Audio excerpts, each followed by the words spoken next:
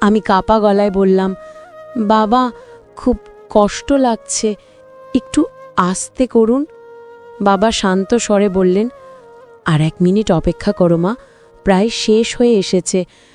তো বন্ধুরা, আপনারা যদি এই ভিডিওটির আবেগ অনুভব করতে চান তাহলে ভিডিওটি না টেনে সম্পূর্ণ দেখুন। বন্ধুরা, আমার নাম বিপাশা, আমি ক্লাস 9-এ পড়ি। আমার বাবার নাম বিপুল, তিনি বাজারে একটি কসমেটিক্সের দোকান চালান।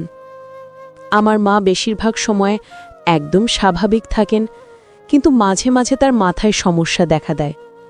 তখন তিনি একটু অস্বাভাবিক আচরণ করেন। একদিন রাত প্রায় 12টা বাজে। মা তখন কিছুটা অস্থির হয়ে যাচ্ছিলেন। বাবা শান্তভাবে বোঝানোর চেষ্টা করছিলেন, কিন্তু মা রাগে বকাবকি করছিলেন। আমি ঘরের বাইরে থেকে সব শুনছিলাম। পরে চুপচাপ গিয়ে দেখি মা অনেক রেগে আছেন আর বাবা চুপচাপ বসে আছেন। কিছুক্ষণ পর বাবা ঘর থেকে বের হয়ে এলেন। বাইরে এসে আমাকে দেখে বললেন, মা, আজ রাতে আমি তোমার মায়ের সঙ্গে ঘুমাতে পারবো না, ওর মাথায় আজকে একটু বেশি সমস্যা হচ্ছে। যদি তোমার ঘরে একটু জায়গা দাও তাহলে আমি ওখানে ঘুমাতে চাই, কালকে সকালে দোকানে অনেক কাজ আছে। আমি অবাক হয়ে বাবার দিকে তাকিয়ে রইলাম। এত রাতে বাবা কখনো আমার ঘরে ঘুমাননি। তার চোখে ক্লান্তি ছিল, কণ্ঠে এক ধরনের ভারী ক্লান্ত ভাব। আমি কিছু বললাম না, চুপচাপ মাথা নাড়লাম। বাবা আমার ঘরে এসে বিছানার একপাশে চুপচাপ বসে পড়লেন। জানালার বাইরে তখন হালকা বাতাস বইছে, চারদিকে এক অদ্ভুত নিস্তব্ধতা। মনে হচ্ছিল পুরো বাড়িটাই যেন গভীর কোনো রহস্যে ঢেকে গেছে। বাবা নিঃশব্দ বললেন, মা, আজকের রাতটা একটু অন্যরকম। তোমার মাকে আমি একা রাখতে পারিনি, আবার ওর ঘরে থাকা সম্ভব হচ্ছিল না। আমি কিছুই বুঝতে পারছিলাম না। কেন যেন মনে হচ্ছিল আজকের রাতটা শুধু অস্থির নয়, এর পেছনে লুকিয়ে আছে আরও কিছু, এমন কিছু যা আমি এখনো জানি না। বাতাসের শব্দে জানালার পর্দা নড়ে উঠছিল, আর আমার মনে হচ্ছিল এই রাতটা হয়তো আমার জীবনের গল্পটাই বদলে দেবে। তারপর বাবা ধীরে ধীরে বিছানায় শুয়ে পড়লেন। আমি চুপচাপ বসে রইলাম। ভাবছিলাম বাবা তো ঘুমিয়ে পড়েছেন, তাহলে আমি একটু মোবাইলটা বের করি। আমি আস্তে করে মোবাইলটা হাতে নিলাম। স্ক্রিনে আলো জ্বলে উঠতেই ঘরের এক কোণ যেন হঠাৎ আলোকিত হয়ে গেল। মনে হচ্ছিল নীরবতার মধ্যেই আলোটা যেন খুব বেশি কিছু বলে দিচ্ছে। আমি আমার পছন্দের ভিডিওগুলো দেখতে শুরু করলাম। স্ক্রিনে চলতে থাকা দৃশ্যের সাথে সাথে আমার মনও ডুবে যাচ্ছিল অন্য জগতে। কিন্তু হঠাৎ আমার চোখ পড়ল, বাবা কি সত্যিই ঘুমাচ্ছেন নাকি আমাকে লক্ষ্য করছেন? আমি কয়েক সেকেন্ড নিঃশব্দে তাকিয়ে রইলাম তার দিকে। চোখ বন্ধ, নিঃশ্বাস ভারী, মনে হচ্ছিল ঘুমাচ্ছেন।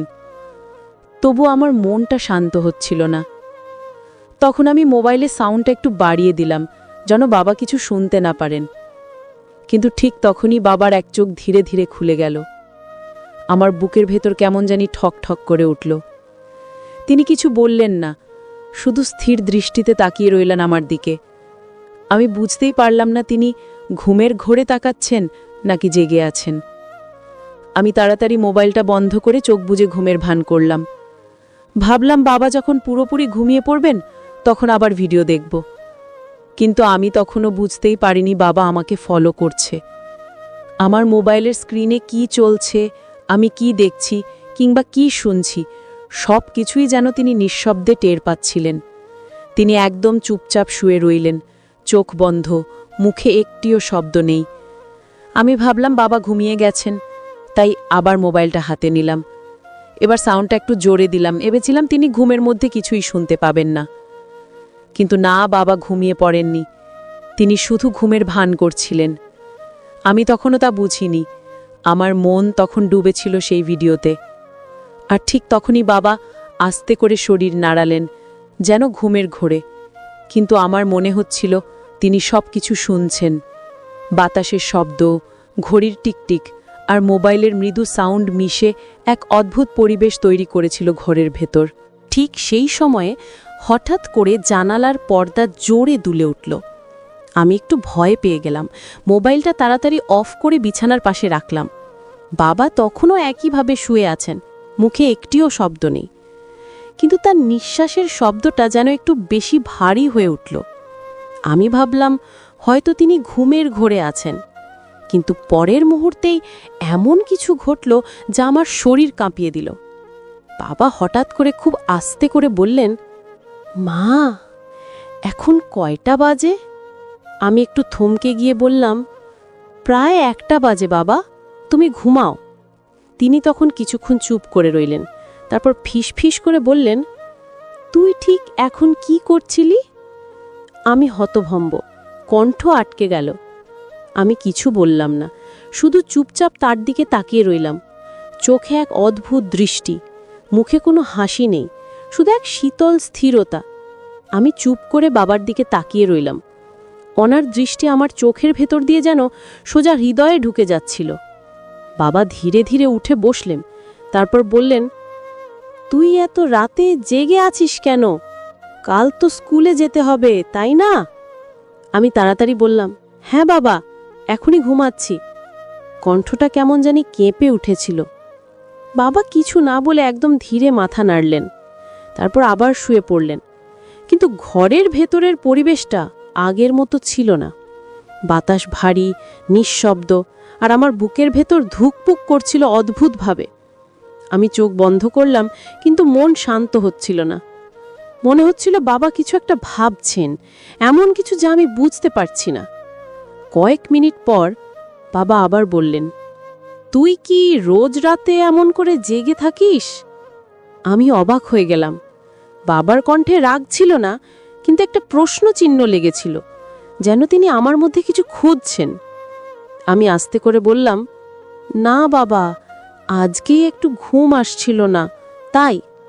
তারপর আমি এবং বাবা আমরা দুজনেই ধীরে ধীরে ঘুমিয়ে পড়লাম। ঘরের ভেতর তখন এক অদ্ভুত নীরবতা। ঘড়ির টিকটিক শব্দটাও যেন কানে কেমন ভারী লাগছিল। রাত পেরিয়ে গেল কিছুক্ষণ। হঠাৎ ঘড়ির কাঁটা যখন 3টে ছুঁয়েছে, ঠিক তখনই একটা মৃদু আওয়াজে আমার ঘুম ভেঙে গেল। চোখ খুলে দেখি বাবা ধীরে ধীরে উঠে বসেছেন, মুখে এক অদ্ভুত স্থিরতা, কোনো কথা নেই। তিনি আস্তে আস্তে উঠে গিয়ে ঘরের লাইটটা অন করলেন। ঘরটা মুহূর্তেই আলোকিত হয়ে উঠল। আমি চোখ আধখোলা করে দেখছিলাম, কিন্তু এমন ভান করছিলাম যেন গভীর ঘুমে আছি। বাবা একবার চারপাশে তাকালেন, তারপর হঠাৎ লাইটটা আবার বন্ধ করে দিলেন। অন্ধকারে তার পায়ের শব্দ শুনতে পাচ্ছিলাম। তিনি দরজার দিকে যাচ্ছেন। দরজাটা আস্তে খুলে বাইরে গেলেন। আমি চুপচাপ বিছানায় পড়ে রইলাম, বুকের ভেতর কেমন ঠকঠক করছিল। বাইরে তখন কুকুরের ডাকে আর বাতাসের শো শো শব্দে বাড়িটা আরো ভয়ানক লাগছিল। 2-3 মিনিটের মতো কোনো শব্দ পেলাম না। মনে হচ্ছিল বাবা হয়তো উঠানে গেছেন অথবা নিচে কিছু খুঁজছেন। তারপর হঠাৎ আবার দরজার হালকা কর্চা শব্দ শোনা গেল। বাবা ফিরে এসেছেন। তিনি আবার ঘরে ঢুকলেন, হাত বাড়িয়ে একবার লাইট অন করলেন, কিন্তু সঙ্গে সঙ্গে বন্ধ করে দিলেন।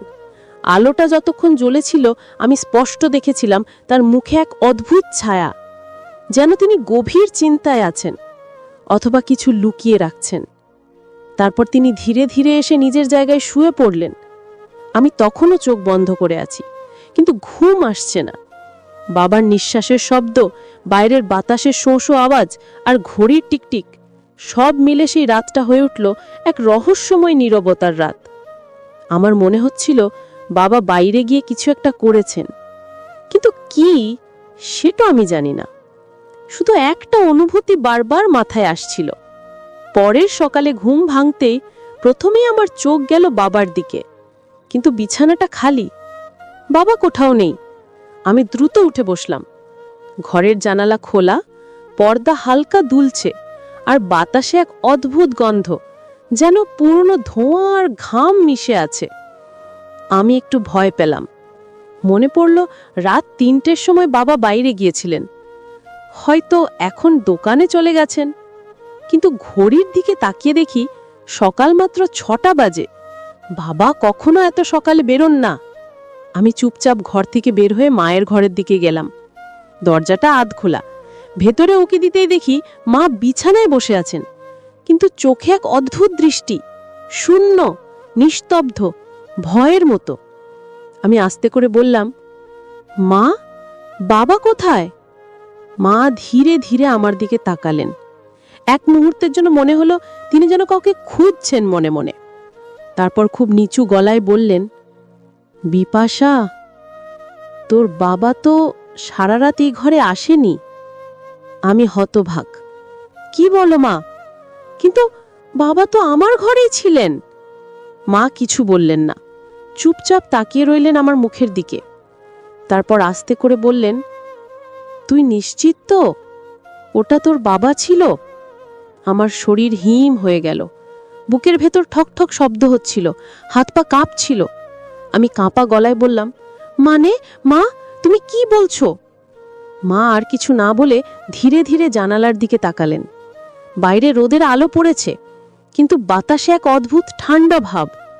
আর আমি বুঝে গেলাম, রাত ৩টের সেই মানুষটা হয়তো বাবা ছিলেন না। তো বন্ধুরা, এই গল্পটি কিন্তু এখানে শেষ নয়। এই গল্পটির দ্বিতীয় পর্ব রয়েছে। যদি আপনারা দ্বিতীয় পর্ব পেতে চান, তাহলে অবশ্যই চ্যানেলটি সাবস্ক্রাইব করে পাশে থাকা অল নোটিফিকেশন অন করে রাখবেন। আর আগে থেকেই যারা এই চ্যানেলটি সাবস্ক্রাইব করে রেখেছেন, আপনাদের জন্য অনেক বেশি ভালোবাসা রইল।